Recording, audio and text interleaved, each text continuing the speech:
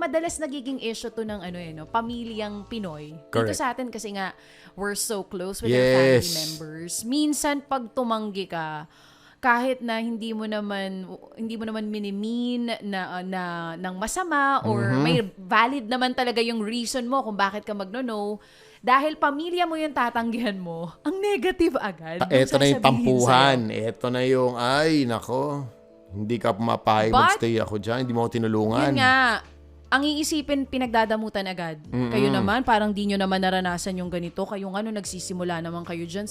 Di ba ganyan din naman ang setup nyo? Bakit hindi ka mag-extend ng help dito? Kapatid mo naman to. Hindi naman sa masama kang sister-in-law. It's just that, lagi dapat may limitations Yes. kapag tutulong tayo. Kasi nga naman minsan, nagiging super abusado rin yung ibang tinutulungan. Yung sinasabi mo kanina, may mga taong medyo insensitive eh.